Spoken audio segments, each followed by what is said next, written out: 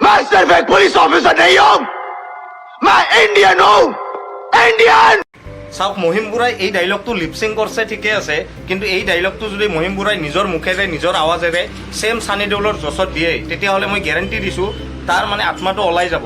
মোৰতো এনেকুৱা লাগে কোনোবা এনা ৰাতিপুৱা যেতিয়া লেট্ৰিনত যাব বেছিকৈ প্ৰেছাৰ দিলে পিছপিনে দি সেই লগত মানে বুজিছে এইটো আত্মাটো ওলাই যাব।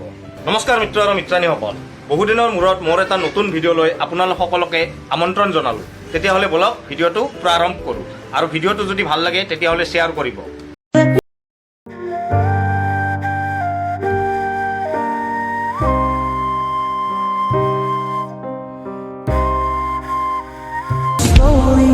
देश संकट में है और हम चुप नहीं बैठ सकते।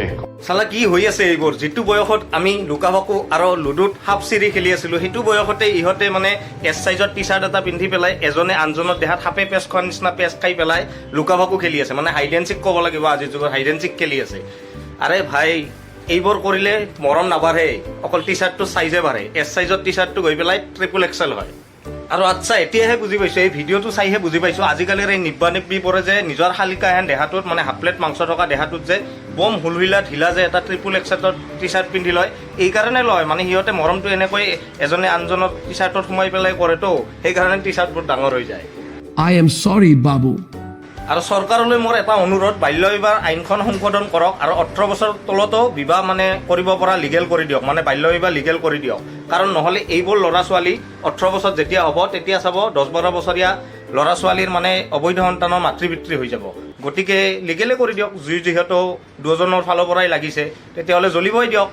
आज इसको कौन सी स्टाइल में मारेंगे? आज इसको माइकल जैक्सन के स्टाइल में मारेंगे।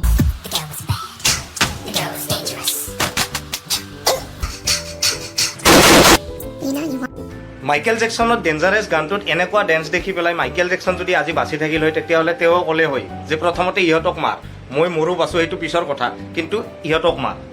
ভাগ্য ভাল মাইকেল জেকসন বাচি থকা সময়ত টিকটক বা ৰিলছ নাছিল, নহ'লে তেওঁ বহুত দুখ পালে হয়। আৰু আজিও হয়তো তেওঁ ওপৰৰ পৰা যেতিয়া চাই তেওঁৰ ভাল ভাল গান ভাল ভাল ডেন্সবোৰক এনেকুৱাই মানে টিকটক আৰু ৰিলছত ব্যৱহাৰ কৰে, তেওঁৰ আত্মাই হয়তো বহুত কান্দে।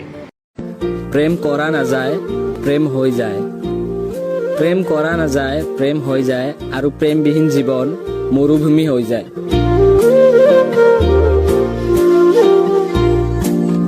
মানে এই পণ্ডিতৰ মতে আমি ছিংগেলবোৰ মৰুভূমি, আমাৰ জীৱনবোৰ মানে মৰুভূমি, একো নাই আমাৰ জীৱনত, না পানী আছে না সেউজীয়া গছ গছনি আছে, অকল কেইটামান উট আছে আৰু মৰিচিকাবোৰহে আছে, মানে আমি মৰুভূমি। আৰু সেনেকৈ চাবলৈ গ'লেতো মোৰ দূৰ দূৰণিৰ লগত কোনো প্ৰেম নাই, কোনো ছোৱালীৰ লগত প্ৰেম চেম নাই, মানে মই কি চাহাৰা ডিজাৰ্ট নেকি, পৃথিৱীৰ আটাইতকৈ ডাঙৰ মৰুভূমি।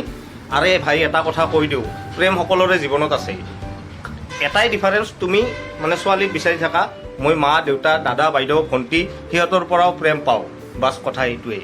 আৰু মোৰ আন্দাজ এই ল'ৰাটোৰ জীৱনতো প্ৰেম নাই, কাৰণ তাৰ চুলিখিনি দেখছে নাই, মৰুভূমিত থাকি থাকি গৰমতে মানে পুৰি গৈছে, একদম জুই লাগি গৈছে।